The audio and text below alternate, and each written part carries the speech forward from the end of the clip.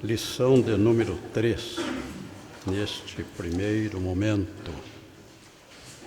Na sequência, lição de número 4. Nós vamos começar a lição número 3, que está no capítulo 2 de Atos dos Apóstolos. Mas nós vamos começar pelo primeiro versículo. Atos 2 e 1, que foi assunto da lição número 2. E aqui nós lemos que, cumprindo-se o dia de Pentecoste. Cumprindo-se o dia de Pentecoste. Pentecoste, como nós sabemos, era uma das 7 festas judaicas.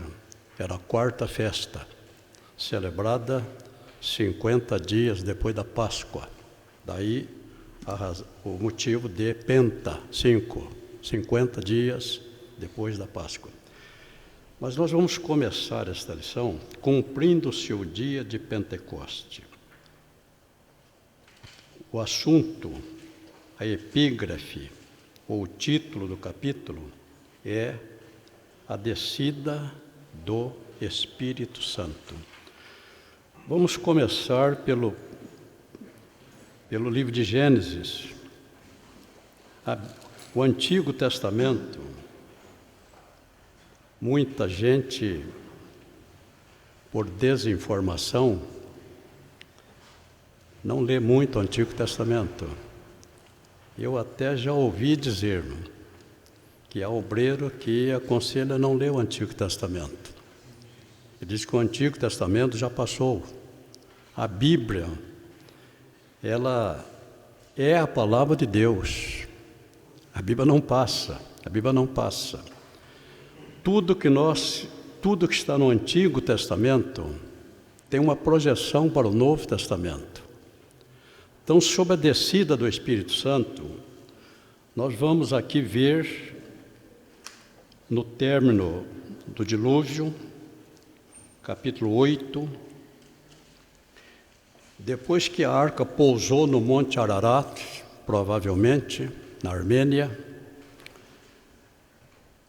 a arca permaneceu fechada por 40 dias, 50 dias. Deus não falou nada. Noé também não sabia e não perguntou. Noé confiava em Deus. A arca havia pousado, mas permanecia fechada. Hoje nós sabemos que era uma providência de Deus. Mas Deus não explicou para Noé. Noé não pediu explicação. Ele confiava no seu Deus. Se Deus abrisse a arca, se Noé abrisse a arca sem permissão de Deus, os animais todos morreriam de fome. A terra ainda estava, não tinha produzido nada. Então Deus esperou que a água secasse, que a terra produzisse, e quando havia comida em abundância para todos os animais, aí veio a ordem para Noé abrir a porta. Os animais saíram, encontraram alimento. Dentro da arca eles tinham, agora fora da arca. Então todas as coisas, há um propósito de Deus. E nesse período, Noé soltou uma pomba 3 vezes.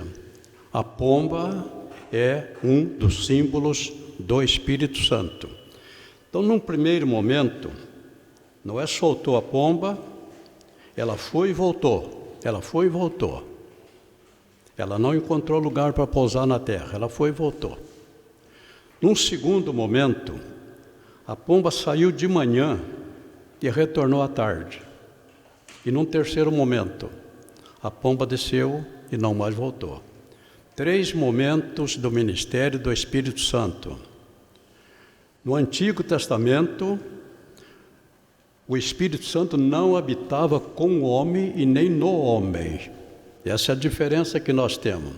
Nós temos condições de cumprir a palavra de Deus, porque o Espírito Santo habita em nós. E esse Espírito Santo nunca habitou no judeu. O judeu era um homem comum. O judeu era igual o cananeu. Era um homem.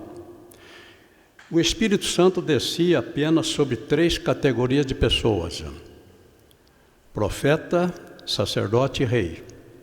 Quando Deus precisava levantar um profeta e o sacerdote ungia esse homem com azeite, símbolo do Espírito Santo, significa que o Espírito Santo desceu, ungiu e retornou.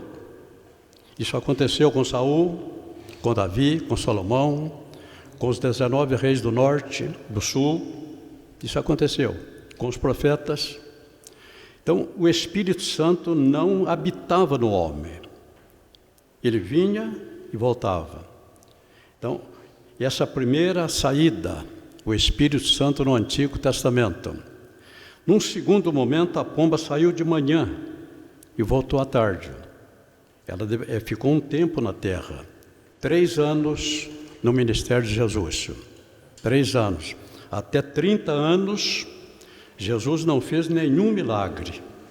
Mas no batismo, quando ele foi batizado no Jordão, o Espírito Santo desceu sobre ele. Ficou com ele 3 anos. E depois retornou. Agora, num terceiro momento, a pomba desceu e não voltou mais. O Espírito Santo, no dia do Pentecostes, está conosco já há 2000 anos. E ficará conosco até o arrebatamento da igreja. Deu para entender? Começando então aqui, no dia do Pentecoste, cumprindo o seu dia de Pentecoste, estavam todos reunidos no mesmo lugar.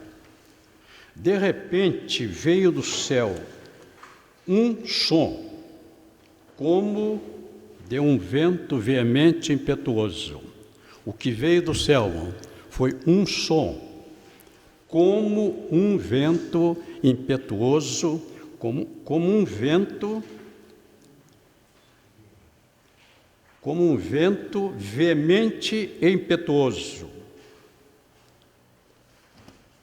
Uma observação. Eu já ouvi, se as pessoas não estudam a Bíblia, acaba cometendo erro. Eu já ouvi gente dizer que, de repente, veio do céu um vento veemente e impetuoso. Se fosse literal, esse vento ocasionaria prejuízo em Jerusalém. Casas seriam arrancadas. Se fosse um vento veemente, toda a consequência da destruição seria colocada na conta daquele grupo que estava ali fazendo barulho. Então não veio vento nenhum, não. Veio um som como se fosse um vento veemente e impetuoso. Da mesma forma, no capítulo 10 de Atos dos Apóstolos, já ouvi pessoas dizendo que desceu do céu um lençol. Céu não tem lençol. Céu não tem. Desceu como se fosse um lençol. Como se fosse um lençol. E havia animais de toda a natureza. Então o que desceu foi como se fosse um lençol. Não desceu lençol nenhum, não. Esse é um curso básico. Então nós temos que ver esses pequenos detalhes para a gente não cometer erro. Então, cumprindo-se o dia do Pentecoste, veio do céu, onde todos estavam reunidos, e de repente veio do céu um som. E foram vistas por ele línguas repartidas como de fogo. Quase 120 pessoas, todas cheias do Espírito Santo, todas falando em línguas estranhas. Um grande barulho. Esse barulho foi ouvido longe, e as pessoas começaram a convergir para aquele lugar, atraídos pelo barulho. Mas nós vemos aqui, todos falavam em línguas estranhas. Eu não vou comentar com vocês as 3 modalidades de línguas estranhas. São 3 modalidades.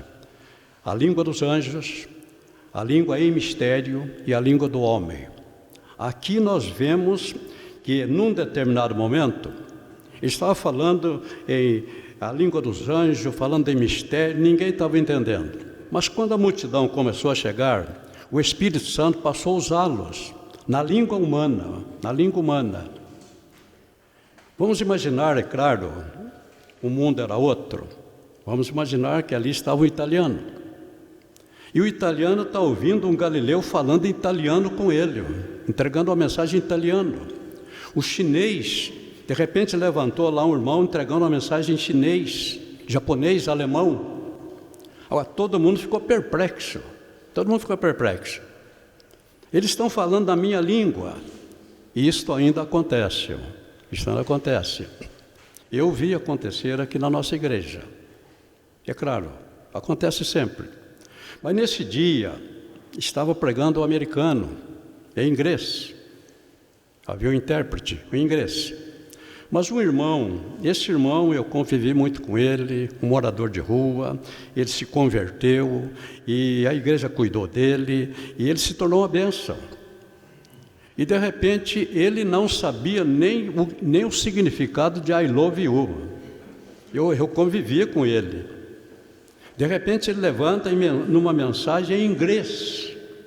Ele entregou uma mensagem em inglês para o pregador. Então, isto ainda pode acontecer. O Espírito Santo pode usar o homem na língua do homem. Na língua do homem. Foi o que aconteceu aqui. Eles estavam ouvindo cada um na sua própria língua. Agora, houve um silêncio. Vamos imaginar aqui o grupo de apóstolos, os 12 apóstolos, não estavam entendendo nada. Não entendendo nada. Agora vamos abrir aqui um parênteses para falar um pouco de Pedro. Pedro, eu já ouvi pessoas dizendo que Pedro era indouto. Sim, indouto. O Sinédrio considerou Pedro como sendo indouto. Agora, alguns interpretam a expressão indouto como se fosse analfabeto. Pedro é analfabeto. Não havia analfabetos em Israel. Não havia e não há. Até hoje Israel tem os melhores colégios. E em toda cidade grande eles têm um colégio deles. Aqui em São Paulo eles têm. Tinha aqui em Santo André. Depois havia muito pouco aluno, transferiram esses alunos para São Paulo. Os judeus primam pela cultura, pela sabedoria. Eu vou ler para vocês aqui um trecho do livro Cristologia, para mostrar como era o sistema de ensino na época de Pedro, também na época de Jesus. Até a idade de 10 anos, o menino judeu começava a aprender antes do nascimento. A mãe já cantava corinho para o menino, a mãe sabia, já entendia, Deus havia dado esse entendimento, que o feto pode sentir as impressões que vêm do exterior. Mas quando nascia, desde o nascimento, os pais tinham que ensinar, era uma ordem, os pais tinham que ensinar. No tempo de Jesus, a história nos mostra que todo menino judeu com 5 anos tinha que ser colocado na escola. As escolas públicas funcionavam nas sinagogas. A sinagoga tinha 3 funções. Durante a semana, escola. Havendo julgamento, seria feito na sinagoga. E no sábado, era a sinagoga inteiramente dedicada ao estudo, à leitura da palavra de Deus. Mas da idade até a idade de 10 anos, as Escrituras era a única matéria estudada. Nesse tempo, liam e aprendiam os livros da lei. O menino judeu com 5 anos começava pelo livro de Levítico, o livro ideal para formar o caráter da pessoa, o livro que fala sobre a santificação. Então, com 5 anos, começava que ele chamava de Torá, os 5 primeiros livros, Gênesis, Êxodo, Levítico, Número, Deuteronômio. Neste período, liam e aprendiam os livros proféticos. e agiologia, biografia dos homens importantes de Israel. Além das Escrituras, a Torá, além da Torá, a geografia, e nesse mesmo período lia e aprendia também os livros proféticos e a geografia, e estudava as biografias dos eminentes homens de Israel. Grandes trechos das Escrituras eram memorizados pelas crianças. Isso aconteceu com Jesus. Com 5 anos, Jesus foi colocado na escola, na sinagoga de Nazaré. Isso aconteceu com Pedro. Com 5 anos, foi colocado na escola, na sinagoga de Cafarnaum. Dos 10 aos 15 anos, estudava as tradições judaicas, que eram ministradas oralmente, antes de serem escritas, dando origem ao Talmud. Talmud é o livro das tradições judaicas. Então, não podemos imaginar, podemos pensar, com 12 anos, o menino judeu já havia estudado os livros da lei, os livros proféticos e a biografia dos homens importantes de Israel. E há 2 anos estava estudando as tradições judaicas.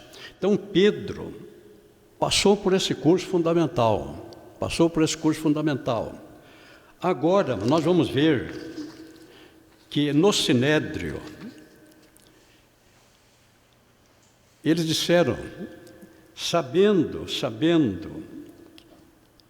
nós vemos aqui no julgamento lá do Sinédrio, eles disseram aqui, o sacerdote, o Sinédrio foi informado que Pedro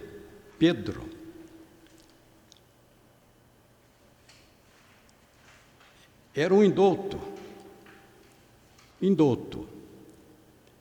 Nós vamos ver aqui que agora, no caso da cura do coxo, no Sinédrio foi dito, versículo 13 do capítulo 14, capítulo 4, então eles, vendo a ousadia de Pedro e João, e informados que eram homens sem letras e indoutos, se maravilharam e tinham conhecimento de que eles haviam estado com Jesus. O sacerdote, o Sinédrio, foi informado que Pedro e João eram indoutos.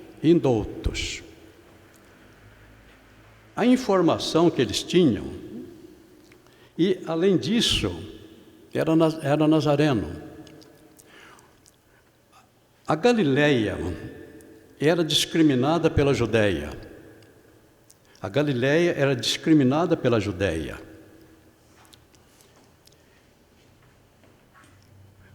Os judeus desprezavam os galileus.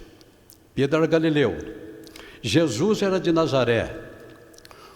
Os próprios galileus desprezavam os nazarenos. Quando Filipe falou para Natanael de Jesus, está aqui no capítulo 2 de João, quando disseram para ele que Jesus era de Nazaré,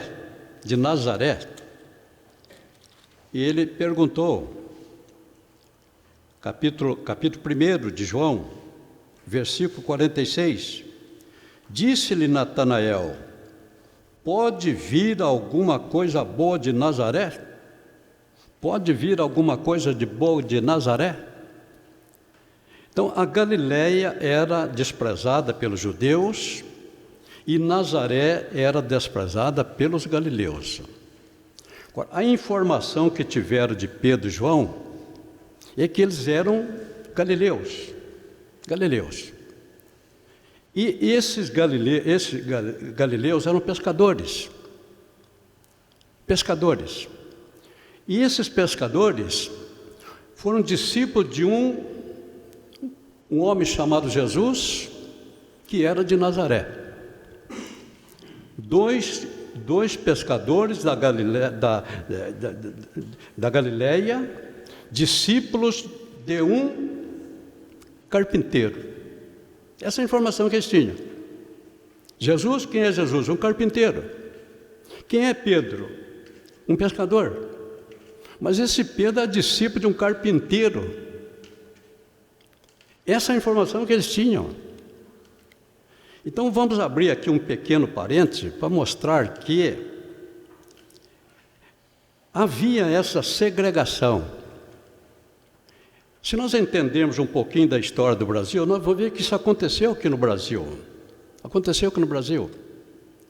Na década de 50, 60, os nordestinos aqui em São Paulo eram discriminados, humilhados. Então os nordestinos ficavam aqui numa situação... Na época eu ouvi pelo noticiário, um suicidou, ficou um estresse profundo, e eles chegavam aqui, todo virava baiano. Ele era do Maranhão, chegava aqui, era baiano. Então havia uma discriminação muito forte, muito forte. Agora,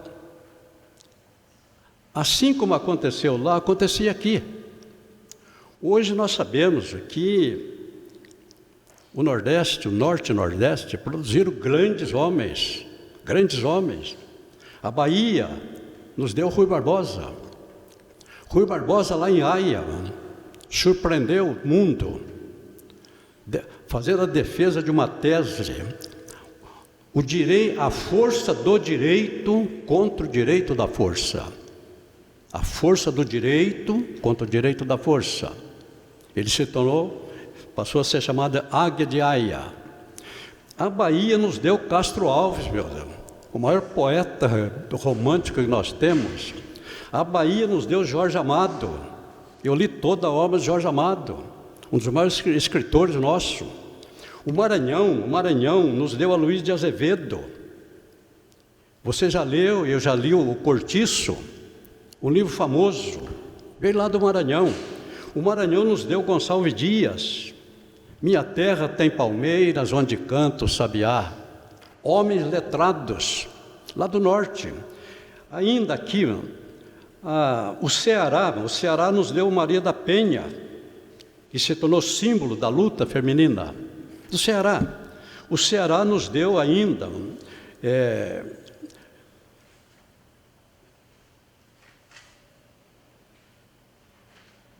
Raquel de Queiroz.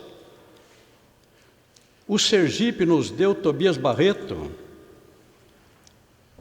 Então nós temos grandes vultos nordestinos, mas o Nordeste era discriminado. Então o que acontecia na época é o que acontecia lá em Israel. Os galileus eram discriminados. E a informação que tinham é que Pedro, um galileu, era discípulo de um carpinteiro. Agora, Pedro não era indouto. Pedro aprendeu como todo menino judeu. Fez, por assim dizer, o curso básico e fundamental. No meu tempo aqui, era o primário, ginásio, depois o curso médio. Aí depois depois de 15 anos, viria a faculdade. Pedro, isso não passa pela cabeça de quem não estuda a Bíblia, fez mestrado e doutorado com o mestre dos mestres, com aquele que diz: vocês me chamam mestre e fazem bem porque eu sou. 3 anos com ele, meu Deus do céu, 3 anos em tempo integral. 3 anos em tempo integral. Pedro fez mestrado e doutorado. Ali no Sinédrio, ele estava ali como mestre e doutor. E eles não entendiam isto. E ele deixou depois a sua tese de mestre. Duas epístolas. Uma com 5 capítulos, a outra com 3. Primeira e segunda epístola de Pedro e a sua tese de mestrado. Pedro era mestre e doutor. Isso passa despercebido. Se ele não fosse mestre e doutor, Agora, diante daquela grande multidão que colocou na mesa uma pergunta: o que quer isso dizer? Se Pedro não fosse mestre e doutor, irmão, se Pedro não fosse profundo conhecedor da palavra de Deus, o Espírito Santo não ia poder usá-lo. O Espírito Santo trabalha com aquilo que nós temos. E, por um momento, ficaram todos perplexos, não sabia responder. Até que o Espírito Santo, eu posso imaginar, então, os 12 estão ali sem saber o que fazer. A multidão está fazendo uma pergunta. De repente, o Espírito Santo deu um toque em Pedro. Pedro, Joel, pronto. Pedro sabia o livro de Joel de cor. Pedro tinha um profundo conhecedor das Escrituras. Ele não citou só Joel, ele andou pelos Salmos. Nós temos aí na pregação de Pedro, ele mostrou que Jesus era o Cristo. Então, Pedro, quando o Espírito Santo colocou no coração de Joel, Pedro deu um pulo, levantou. Agora um detalhe: os 11 levantaram com ele. Os 11 levantaram com ele. Aquela grande multidão, há 50 dias atrás, havia matado Jesus. Aquela mesma multidão, há 50 dias atrás, havia matado Jesus. Mas o Pedro esqueceu disto. Quando Pedro se coloca em pé, os 11 se levantaram com ele. Os 11 se levantaram com ele. Os 11 hipotecaram solidariedade a ele. Se Pedro morrer, nós vamos morrer com ele. Isso fala de união ministerial. União ministerial.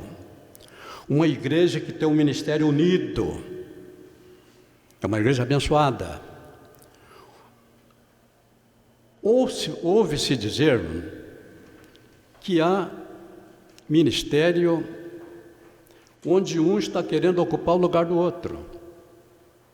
O Espírito Santo não pode operar onde existe espírito divisionista.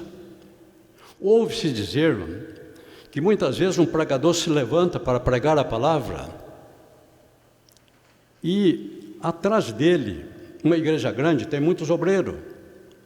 Quando um se levanta para pregar a palavra, os que estão na retaguarda estão conversando. Até quem esteja usando celular. E quando o pregador sente que não tem essa retaguarda, as coisas ficam muito difíceis. O Espírito Santo não pode operar, há um espírito de divisão no púlpito.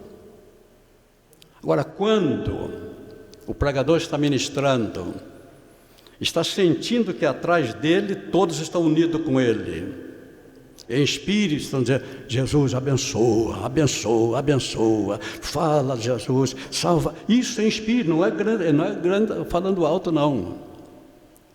Aí esse pregador se vira um gigante. Aconteceu comigo algumas vezes.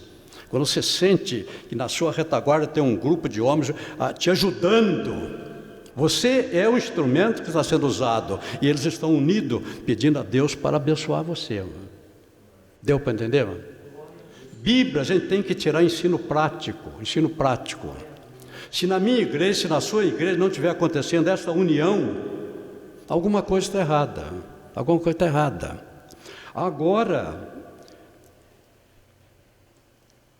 quando Pedro se levanta, vamos ver aqui a pregação do Pedro, a pregação. Vamos acompanhar aqui pelo livro. Eu acho que está no texto 3. Um outro adendo que eu quero fazer, mano, é que, rapidamente, os nossos livros tiveram como base as apostilas que nós fazíamos quando estavam responsáveis pela nossa escola dominical. Isso houve um período na década de 70, especialmente 72, Eu era o professor dos professores, eu fazia uma apostila, na década de 70. Eu fiz muitas apostilhas. Toda semana eu fazia um estudo paralelo daquele da CPAD. Depois, muito depois, já na década de 80, novamente, como diretor do CAPED, toda semana eu fazia uma apostila. Nós tínhamos aqui o estudo dos professores ao sábado. E durante muito tempo, eu distribuí 300 apostilas todo sábado. O estudo dos professores, eu entreguei quando deixei para assumir a nossa escola de teologia. Nós deixamos com 300 professores, todo sábado aqui na nave da igreja. Essas apostilas, feitas na década de 70, feitas na década de 80, serviram como base para os nossos livros. Então, os nossos livros estão fundados na doutrina pentecostal da nossa igreja. Igreja Evangélica Assembleia de Deus, fundada em 1911, com o nome de Igreja da Fé Apostólica, e a partir de 1918 passou a se chamar Assembleia de Deus. Eu não vou contar a história da minha igreja. Eu quero apenas dizer a você que depois que o nome, a Igreja Evangélica Assembleia de Deus foi registrada, Igreja Evangélica Assembleia de Deus, mas não estava registrada a Assembleia de Deus, somente a Assembleia de Deus não. Aí quando entenderam que esse nome não estava registrado, alguém registrou, Assembleia de Deus, é um nome popular, é um nome conhecido no Brasil inteiro. Aí o outro seguiu o caminho, mas a Assembleia de Deus já estava registrada, patenteada. Precisava colocar alguma coisa no final. Aí começaram a surgir as Assembleias de Deus, a Assembleia de Deus do Santo, a Assembleia de Deus e hoje nós temos centenas de igrejas chamadas Assembleia de Deus. Muitas colocam só a placa. Aqui pelo nosso bairro, eu já vi aqui vários salões e lá está escrito, tem uma placa, Assembleia de Deus. Então, da multiplicação da Assembleia de Deus, a doutrina o ensino bíblico foi um pouco modificado. Então nós não sabemos o que muitas igrejas ensinam. E os nossos livros foram feitos para a doutrina tradicional da nossa igreja. Igreja Evangélica Assembleia de Deus tinha uma tradição, agora parece que está um pouquinho mudado também. Mas os livros foram escritos para a Igreja Evangélica Assembleia de Deus tradicional. E muita coisa que está aqui pode chocar com o ensino da sua igreja. A sua igreja é a Assembleia de Deus, a sua igreja é pentecostal. São centenas de igrejas pentecostais. Então, se na sua igreja o ensino do seu pastor for diferente do que está no nosso livro, você precisa ficar com o ensino da sua igreja. Você não pode deixar de obedecer o seu pastor. Aquilo que seu pastor ensinar, se não estiver de acordo com o nosso livro, você vai ficar com o ensino do seu pastor. Eu nunca vou fazer proselitismo para a minha igreja, não. Às vezes alguém está com um problema, conversa comigo, está querendo mudar de igreja. Eu nunca sugeri para vir para a minha igreja. Eu tenho que ter ética. Se você, quando quis fazer um curso de teologia, conversou com seu pastor, e se o seu pastor me conhecia, ou conhecia a nossa escola, eu não posso ir contra o seu pastor. Ele vai dizer para você que... Agora, se alguma coisa aqui estiver diferente, fica com o ensino do seu pastor. Combinado? Ok? Há muita coisa aqui que tem nesse livro que nem a igreja evangélica Assembleia de Deus tradicional não está vivendo mais. Porque a Igreja Evangélica Assembleia de Deus também mudou muito. E esse livro foi escrito no tempo que nós tínhamos uma Igreja Evangélica Assembleia de Deus chamada de tradicional. Também já mudou muito. Então aqui, na pregação de Pedro, Então, o texto 3 aqui, que fala da história da nossa igreja, você pode pular. Você não tem necessidade de conhecer a história da nossa igreja. O texto 3,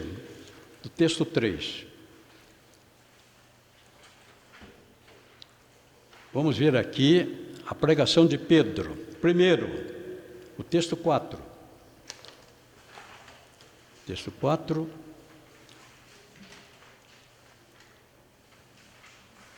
Não, o texto 3. Uma mensagem poderosa. Uma mensagem poderosa. Coube a Pedro o privilégio de ser o pregador oficial no dia da inauguração da igreja em Jerusalém. Uma mensagem poderosa, fundada em Atos, capítulo 2, versículo 14 a 17. Então, nós temos o destaque dessa mensagem. Primeiro, Pedro explicou o sinal das línguas como sendo cumprimento profético de Joel 2, 14 a 21. Negou a acusação de estar embriagados, mas que estava cumprindo o que havia predito Joel.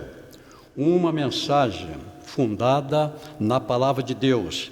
Segundo resultado, baseando sua mensagem nas profecias do Antigo Testamento, que falava sobre o Cristo, Pedro discorreu, na sua mensagem, Pedro discorreu sobre a morte, ressurreição e ascensão de Jesus.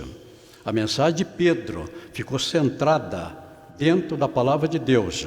Ele discorreu sobre a morte, ressurreição e ascensão de Jesus.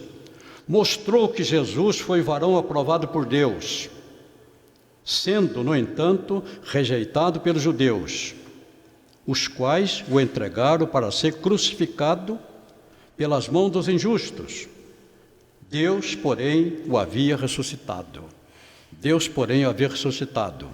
Solta as ânsias da morte, pois não era possível que fosse retido por ela. A mensagem de Pedro ficou centrada na palavra de Deus. Quando nós pregamos a palavra de Deus, nós temos resultados. E no texto 4 nós temos os resultados da pregação. Primeiro, o amor pela palavra de Deus. E perseveravam na doutrina dos apóstolos. O amor. Quando nós ministramos a palavra de Deus, o Espírito Santo aplica essa palavra nos corações dos ouvintes. Então, primeiro resultado, amor pela palavra de Deus. Eu não vou ler com vocês. Segundo resultado, perseverava em comunhão. Perseverava em comunhão. Atos 2:42. Comunhão não é somente distribuir abraços, aperto de mão, sorrisos. Comunhão é ter a mesma forma de pensar, os mesmos sentimentos, ideais e objetivos. É o ser um, como disse Jesus, para que todos sejam um. Terceira consequência, perseverava na união, no partir do pão, e perseverava no partir do pão. Agora nós temos aqui o sentido do partir do pão. O partir do pão é a forma primitiva de se referir à ceia do Senhor. Terceira consequência, oração. E perseverava em oração. Quando a igreja é ensinada, quando a palavra de Deus é ministrada, essa igreja ora. Então, perseverava em oração. Quarto resultado, temor de Deus. E em cada alma havia o temor. Atos 2:43. Não se deve confundir temor com medo. O medo afasta o homem de Deus. O temor aproxima. Então, quarta consequência, temor. Quinta consequência da ministração da palavra. Maravilhas e sinais. quando nós ministramos a palavra de Deus, na unção do Espírito Santo, acontece na igreja maravilhas e sinais, e muitas maravilhas e sinais se faziam pelos apóstolos, e muitas maravilhas e sinais se faziam pelos apóstolos. Sexto resultado, havia na igreja união e solidariedade. Havia na igreja união e solidariedade. Todos os que criam estavam juntos e tinham tudo em comum. Vendiam suas propriedades e fazendas e repartiam com todos, segundo cada um tinha necessidade. Isto aqui aconteceu uma vez na história da igreja. Uma vez na história da igreja. Esse mover do Espírito, levando o povo a desprender das coisas materiais, vender tudo que tinha e entregar o dinheiro aos apóstolos para aplicar na obra de Deus, aconteceu na história da igreja uma única vez. Uma única vez.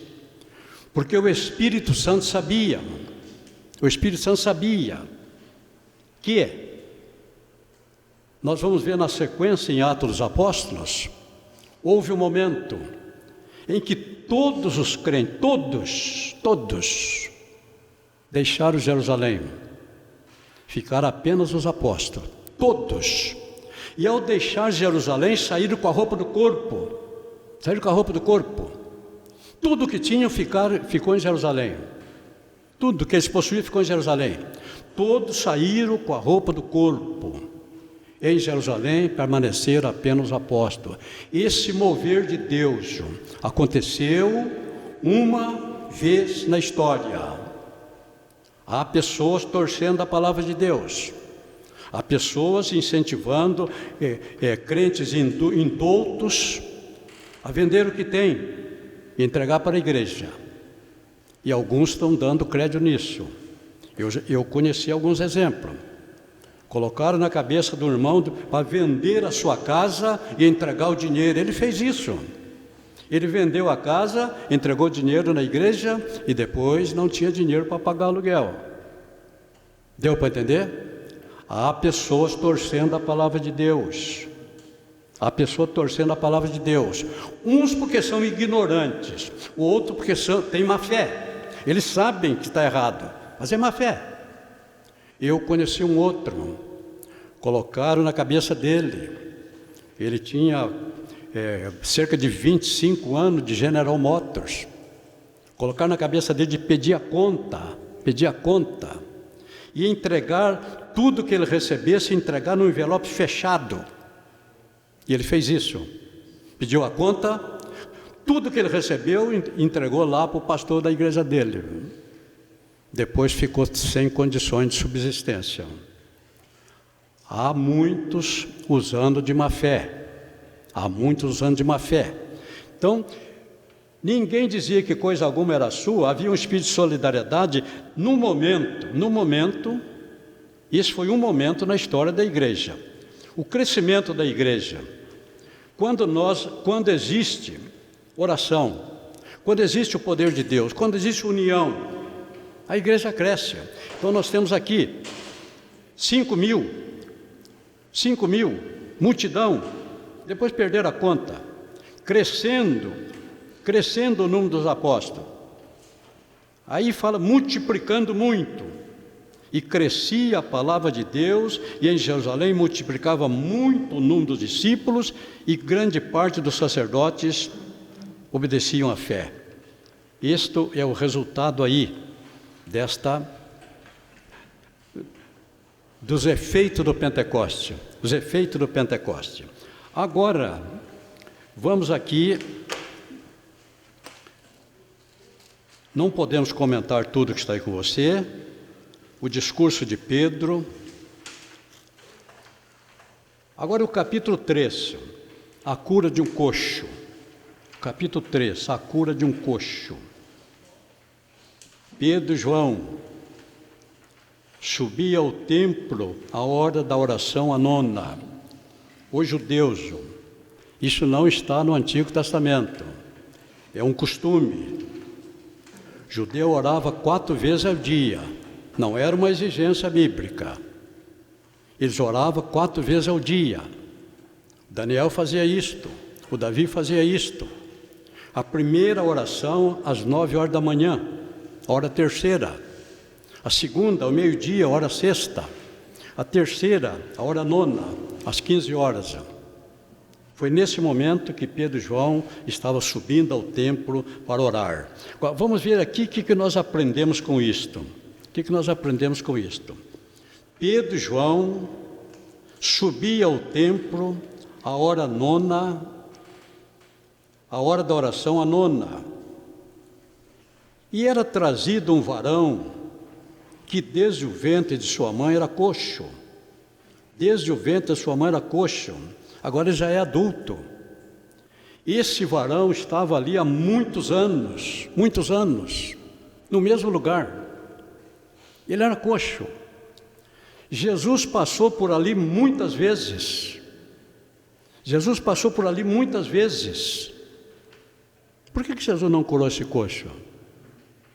Certamente, quando o coxo pedia alguma coisa, provavelmente o Judas, que tinha bolsa, dava uma moeda. Mas Jesus não curou esse coxo. Bíblia é para a gente procurar entender as coisas. Esse coxo nasceu para ser um vaso nas mãos de Deus. Ele nasceu para isto, um vaso nas mãos de Deus. Perceba que a sua história está sendo contada no mundo inteiro, durante esses 20 séculos. Então ele era um vaso. Deus tinha um propósito com aquele homem. Mas aquele homem seria curado no tempo de Deus. Ele não sabia, mas Deus tinha um propósito com ele. Deus tinha uma bênção para ele, mas a bênção viria no tempo de Deus. Deu para entender? Deus tem um propósito com você, irmão. Deus pode ter uma bênção muito grande para você, mas ela vai acontecer no tempo de Deus. O tempo dele chegou. O seu vai chegar. O meu vai chegar. Se Deus tem uma bênção para mim, no tempo de Deus eu vou receber essa bênção. É só você aprender a orar. Seja feita a tua vontade. No tempo dele chegou. Agora, um detalhe. Pedro e João. Se Pedro e João tivessem uma moeda, esse homem não ia ser curado. Se Pedro tivesse uma moeda, ele não tinha. Ele perguntou para João. O João também não tinha. Deus não permitiu que naquele momento nenhum dos dois tivesse uma moeda. As coisas acontecem segundo a vontade de Deus.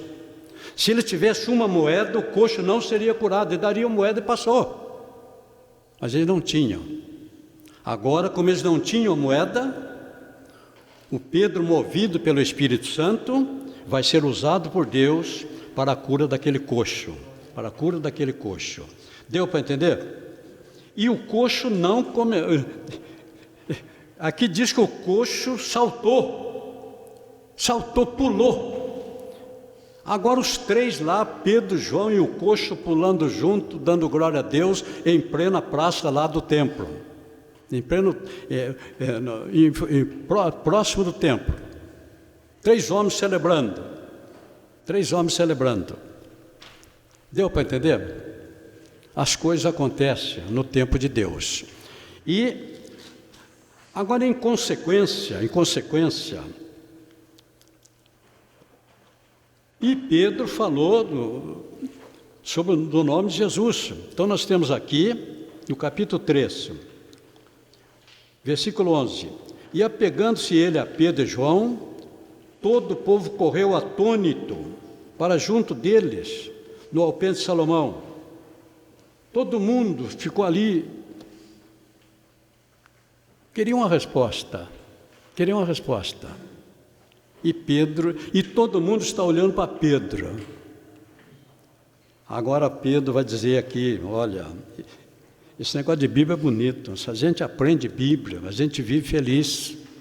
Eles estavam olhando para Pedro e João. Esse era o momento de Pedro tirar um pouquinho da glória para ele. E é o que muitos estão fazendo. Parece que muitos obreiros, quando orou por alguém, foi curado, eles querem um pouquinho da glória. Mas vamos ver aqui a atitude de Pedro. E Pedro viu isto, e quando Pedro viu isto, disse ao povo: varões israelitas, por que vos maravilhais disto? Ou por que olhais tanto para nós, como se por nossa própria virtude ou santidade fizéssemos andar este coxo? Agora Pedro vai usar a palavra de Deus. O Deus de Abraão, de Isaac e de Jacó, um obreiro profundo, aprofundado no conhecimento da palavra de Deus. Ele vai estruturar a sua resposta na palavra de Deus. E nenhuma glória para ele, nenhuma glória. Ele mostrou quem fez aquilo, quem fez, não era ele. Agora ele vai falar de Jesus, vai falar de Jesus. E o Deus de Abraão, de Isaac e de Jacó, o Deus de nossos pais, glorificou o seu Filho Jesus, a quem vós entregastes. Que autoridade o Espírito Santo confere ao homem. Aquele povo lá tinha matado Jesus. Agora o Pedro vai dizer, o Pedro, sem nenhum receio, o qual o Deus de Abraão, de Isaac e de Jacó, o Deus de nossos pais, glorificou seu Filho Jesus, a quem vós entregastes e perante a face de Pilato negastes, tendo em determinado do que fosse solto. Mas vós negastes o santo. Jesus é o personagem central. Eu não vou poder continuar discorrendo para você aqui. Jesus é o personagem central. A nossa aula termina 8h30, termina às 10, né? Às 10, tá? Ainda temos um bom tempo. Então, vamos aqui ver na sequência a mensagem. O detalhe aqui é que o coxo não começou a ser curado. Ele pulou. Eu vou abrir aqui um parêntese. Eu ouvi isto no programa do Ratinho, há muitos anos atrás. O que estão fazendo com a palavra de Deus? Ele é do Paraná. E ele soube que numa cidade lá do Paraná, estava havendo um movimento grande lá, um negócio de muita gente, o paralítico curado, o cego estava vendo. E não sei se usado por Deus ou não, ele preparou alguma coisa. Preparou uma equipe, e essa equipe foi mandada lá para o Paraná, para aquela cidade, e ninguém foi identificado. Levaram lá toda a aparelhagem de filmagem, e naquela noite, sem que ninguém soubesse, a equipe estava lá. E naquela noite havia um paralítico. E de repente chegou a vez da cura do paralítico. Eles estão filmando. Aí os obreiros chegaram lá, fizeram a oração, e de repente o paralítico levantou da cadeira de roda e começou a andar. Aí a igreja, mas a equipe, na sequência, foi visitar a família desse jovem e entrevistar a sua esposa. Perguntaram para a esposa se o marido dela era paralítico. Ela disse: não, ele não é, não, nunca foi. De vez em quando ele é contratado aí, um negócio aí de... mas ele nunca foi paralítico, não. Aí foi conversar com os pais confirmaram, não. Ele nunca foi paralítico, não. Deus não precisa disto, irmão. Deus é Deus. Deus cura, Deus levanta paralítico. Não precisa essas invenções, irmão. Não precisa essas invenções. Então, isto denigra o Evangelho. Deus não precisa de ajuda do homem, não. O paralítico levantou, pulou. Ele não começou a andar com dificuldade, ele pulou. O nosso Deus ainda continua sendo o mesmo. Ele diz, e eu, o Senhor, não mudo. Malaquias 3:6. Lá em Hebreus, Jesus Cristo é o mesmo, ontem, hoje e eternamente. Jesus Cristo é o mesmo, ontem, hoje e eternamente. Agora Pedro vai para o Sinédrio. Pedro e João perante o Sinédrio. Eles não têm como negar, o Sinédrio não tem como negar. O Sinédrio, o mesmo Sinédrio que julgou Jesus 50 dias atrás, presidido pelo sumo sacerdote, Anás, o mesmo Sinédrio estava reunido. E agora, esse mesmo Sinédrio vai interrogar Pedro. Não vamos discorrer aqui, Eu já comentei com vocês o versículo 13.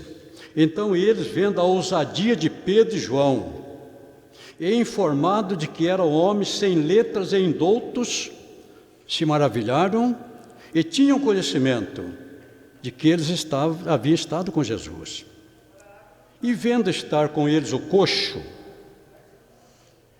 não tinha como negar, o coxo estava presente. Estava ali para dar o seu testemunho. E vendo com eles o coxo, nada tinham que dizer, ao contrário. Todavia, mandando sair fora, pedir para tirá-lo do recinto, para conferenciar sobre o que faria com Pedro. Negar o milagre não podia, dizendo, que havemos de fazer a estes homens? Porque a todos que habitam em Jerusalém é manifesto que por eles foi feito um sinal notório, e não podemos negar. Mas, para que não se divulgue mais entre o povo, ameacemo-los, para que não falem mais nesse nome a homem algum. E chamando-os, disseram-lhes que absolutamente não falassem, nem ensinassem, quando se trata de doutrina bíblica, quando se trata da palavra de Deus. Importa obedecer a Deus e não aos homens. O Sinédrio era a Suprema Corte de Israel. Mas agora, o que está em confronto é quem operou aquele milagre. E eles proíbem Pedro e João de falar. Agora, esse mesmo Pedro que havia negado Jesus, 50 dias atrás, ele havia negado Jesus. Você estava com ele? Eu não, eu nunca vi esse homem. 3 vezes o Pedro negou. Agora, vamos ver aqui, versículo 19. Respondendo, porém, Pedro e João lhes disseram, julgai vós ser justo, diante de Deus, ouvir-vos a vós, do que a Deus, porque não podemos deixar de falar do que temos visto e ouvido. Não podemos deixar de falar do que temos visto e ouvido. Essa é a mensagem para nós. Você não pode deixar de falar, irmão, aquilo que Deus fez na sua vida. Você tem um testemunho, você tem alguma coisa para contar. E se você tem alguma coisa para contar, esta é a ordem. Não podemos deixar de falar. Não podemos. E se você der o seu testemunho, Jesus vai ser glorificado.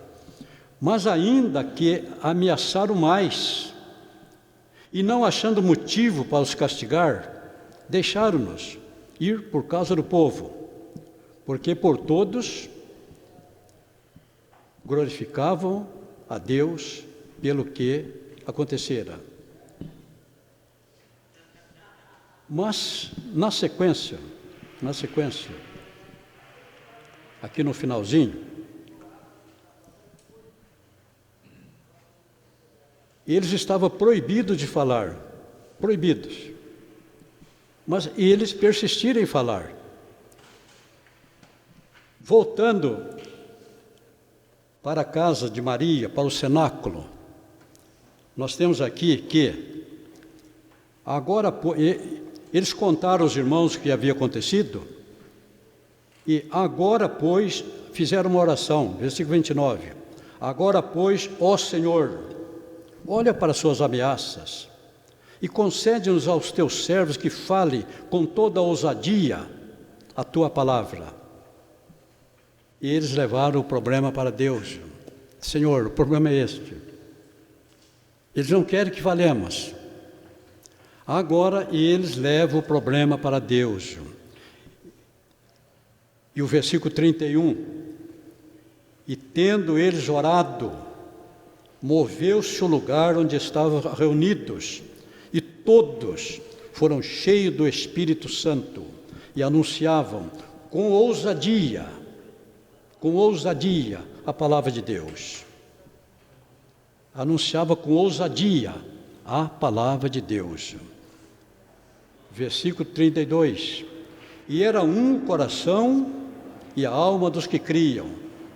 Era um o coração e a alma dos que criam. E ninguém dizia que coisa alguma era sua, do que possuía. E os apóstolos davam com grande poder testemunho da ressurreição de Jesus. E em todos havia abundante graça. E não havia, pois, entre eles necessitado algum, porque todos que possuíam herdades e casas, vendendo-as, traziam. Isto é o que eu disse a vocês. Houve um mover de Deus. Movido pelo Espírito de Deus, ele estava vendendo as suas propriedades, entregando o dinheiro na mão dos apóstolos. Isto aconteceu uma vez na história da igreja. Na sequência, nós temos aqui o capítulo 5, ainda como parte da nossa lição de hoje. Vamos ver aqui pelo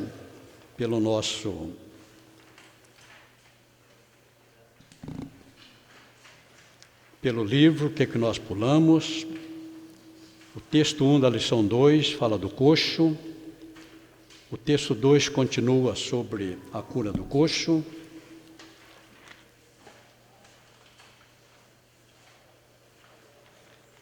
E agora vamos comentar aqui o texto 3, uma união feita com amor. Uma união feita com amor. Na igreja de Jerusalém havia crentes pobres. Na igreja de Jerusalém havia crentes pobres.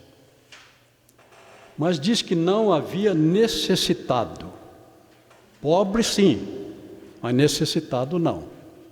Eu poderia abrir aqui um leque para falar sobre a teologia da prosperidade, mas esse não é o nosso assunto.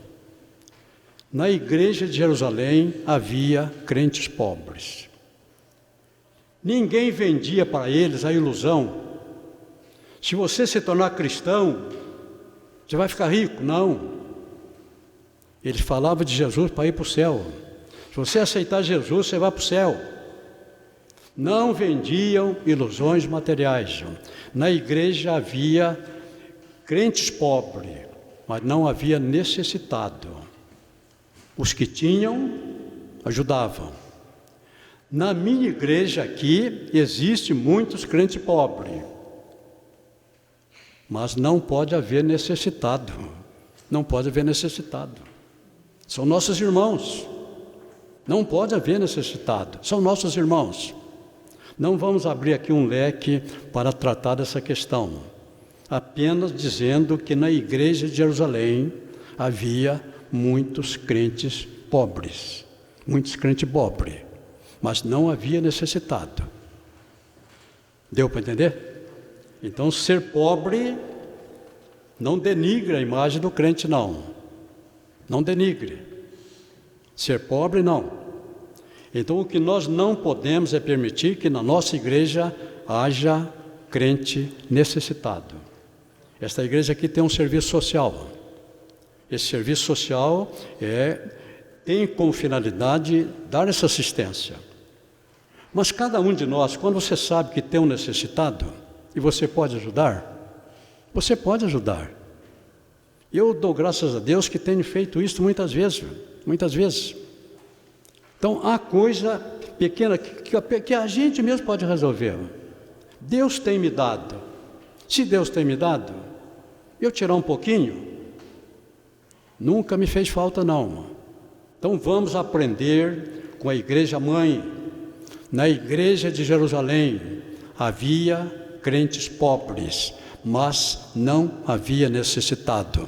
Na igreja de Santo André, em todas as igrejas, na sua igreja, existe crentes pobres, mas não pode haver necessitado. Não pode haver necessitado. O texto final da nossa lição, agora, vamos falar aqui desse evento acontecido no capítulo 5.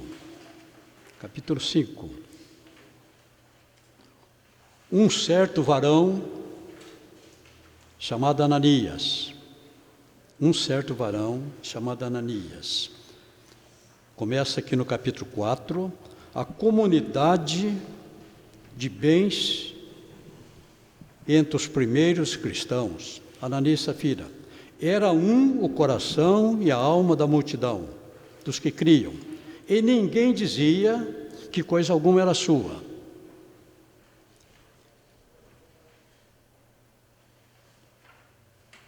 Mas todas as coisas lhe eram comuns. E os apóstolos davam com grande poder testemunho da ressurreição de Jesus, e em todos eles havia abundante graça. Não havia, pois, entre eles necessitado algum. Ele estava vendendo as suas propriedades. Eu já disse isso para vocês, que isto aconteceu apenas uma vez na história. Porque o Espírito Santo sabia que num determinado momento, todos os crentes teriam que sair de Jerusalém. E sairiam com a roupa do corpo. Isso aconteceu e você conhece. Mas um crente chamado Barnabé vendeu a sua propriedade e levou dinheiro para os apóstolos. Estão fazendo isto. Um crente chamado Ananias também tinha uma propriedade. Ele queria aparecer, mas ele não tinha a fé que o Barnabé tinha. Cada um tem o seu limite. Você tem que ser você, mano. Eu tenho que ser eu. Há muita coisa que eu posso, há muita coisa que eu não posso. Então eu tenho que ficar dentro da minha limitação. E esses aqui quiseram sair do espaço deles. Queriam fazer bonito, mas não tinha fé. Aí o casal combinou, né? Um casal unido na mentira. Fizeram um acordo. Se nós não vendermos, vai ficar feio. Mas se nós vendermos e dermos dinheiro aos apóstolos, nós vamos viver de quê? Aí, talvez o inimigo deu a ideia, né? Olha, existe uma maneira. Vocês vendem tira uma parte para vocês, dá outra parte. Esse pensamento poderia ser de Deus. Vocês vendem, dá uma parte e a outra parte para vocês. Tudo bem. Mas nessa história talvez o inimigo entrou, né? Não, mas o que vão pensar de vocês? Todos estão vendendo, dando tudo. O que vão pensar? O que vão pensar de nós? Nós demos só uma parte. Aí inventaram um casal unido. Fizeram um propósito, os dois, de sustentar uma mentira. Venderam, levou uma parte. Eu posso pensar que o Ananias entrou lá no cenáculo, onde estavam reunidos, e andou com o dinheiro na mão. Nós já tivemos aqui nessa igreja um irmão assim, não? Eu era muito meu amigo, ele era rico. E quando fazia, ele levantava uma oferta alçada, se ele não fosse o primeiro a ir à frente, normalmente ele procurava ser o primeiro. Ele já ia com o talão de cheque na mão. Quando não dava para levantar, só ser o primeiro, ele ficava por último. Eu vi isso muitas vezes. Aí quando terminava, aí ele levantava, com todo o corredor da igreja, com o talãozão de cheque na mão. Ele era muito rico. Ele fazia isso. Ele queria ser visto. E fazia isto. Então, esse foi o espírito do Ananias. Ananias queria ser visto, mas não tinha fé. Ele não tinha fé. Consequência. Pedro disse aqui que eles mentiram ao Espírito Santo. Então o Espírito Santo foi tido por Pedro como sendo uma pessoa. Ele não é uma força ativa de Deus, ele é uma pessoa. Vocês mentiram ao Espírito Santo. E na sequência ele diz, vocês não mentiram aos homens, vocês mentiram a Deus. Pedro está dizendo que o Espírito Santo, para quem eles mentiram, é Deus. Vocês mentiram ao Espírito Santo. Vocês não mentiram aos homens, vocês mentiram a Deus. O juízo de Deus foi executado naquele momento. Ananias morreu. Horas depois, a Safira não sabia da história e repetiu a mesma mentira e também morreu. O juízo de Deus foi executado. E isso é o que nós temos aqui no capítulo 5. Vamos ver aqui pelo nosso livro, onde é que nós estamos. Levantando-se o sumo sacerdote. Essa história do Ananias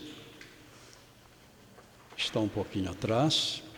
E o que nós queremos acrescentar é que o Espírito Santo continua sendo Deus. Ele é Deus. Pedro diz, vocês mentiram a Deus. Mentiram a Deus. Eles contestaram uma decisão dos apóstolos. Mentiram. O juízo de Deus continua sendo executado.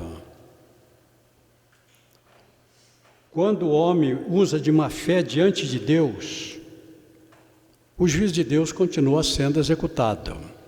Eu vou citar para vocês 2 exemplos que eu vivi, o que eu presenciei, o que eu soube. Um deles eu estava presente, o outro não.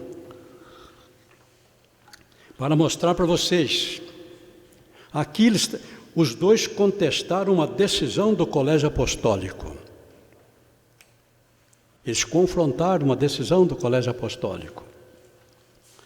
Na minha igreja, eu era adolescente ainda, Santa Rita do Sapucaí. E o nosso pastor, Luiz Faria, estava ensinando a palavra de Deus. E havia na igreja um crente muito rico. Eu não vou citar o nome dele, ele deixou famílias. Mas ele era rico. Quem sustentava aquela igreja praticamente era ele. Ele tinha um comércio, ele era rico. E naquela noite ele não gostou do ensino que o pastor estava ministrando. Ele não gostou. Parece que aquilo que o pastor estava ministrando mexeu com ele. E ele levantou no meio do culto, mano. A igreja, o soalho de tábua, quando a pessoa pisava, fazia aquele barulho. E ele estava lá na frente e atravessou todo o corredor da igreja, pisando alto. E quando ele saiu da igreja, o Senhor levantou alguém, e esse alguém usado em profecia disse: vai, maldito, para nunca mais voltar. Vai, maldito, para nunca mais voltar. E ele nunca mais voltou, mano. Ele confrontou o parecer, assim como fizeram lá com o colégio apostólico. Ele confrontou o seu pastor. O segundo exemplo aconteceu aqui em São Paulo, na Vila Guarani. Isto eu não estava presente, eu ouvi de uma pessoa muito séria. Estava vendo muitos cultos nas casas, mas sem a orientação do pastor. Então estava vendo muitos cultos, e nesses cultos nas casas, estava vendo muita meninice. E o pastor tomou conhecimento disso. Pessoas não preparadas, não estruturadas, estavam ensinando, alguma coisa estava acontecendo errada. O pastor, numa reunião, explicou o que estava acontecendo e disse que estaria suspenso a partir daquele dia todos os cultos nas casas, todos. Mas ele disse: o irmão que quiser um culto na sua casa, fale comigo, eu vou indicar um dirigente. Qualquer um de vocês que quiser um culto em casa, fale comigo, que eu indico um dirigente. Pronto. Um irmão se levantou e disse: na minha casa sou eu que mando, na minha casa vai continuar tendo culto. E levantou, saiu da igreja. Quando ele saiu da igreja, a rua até hoje não é muito movimentada. Naquela época, eu ouvi essa história já na década de 80, naquela época, a rua era bem sem movimento. Mas quando ele saiu da igreja, veio um carro, atropelou, ele morreu ali, mano. Ele contestou uma decisão de um homem de Deus. O juízo de Deus continua sendo executado. É claro que muitos exemplos estão acontecendo, mas Deus não mudou. E quando Deus coloca um homem, esse homem ungido por Deus, ele tem a autoridade de Deus. E esse homem precisa ser respeitado, no limite do poder que Deus lhe concede. No limite do poder que Deus lhe concedeu, ele é autoridade e precisa ser respeitado. Então, ainda hoje, o juízo de Deus que aconteceu lá, ainda pode e está sendo executado. Deu para entender? Nós poderíamos alongar aqui por muito mais tempo, mas estamos chegando ao final da nossa aula. Foi muito bom ter vocês comigo.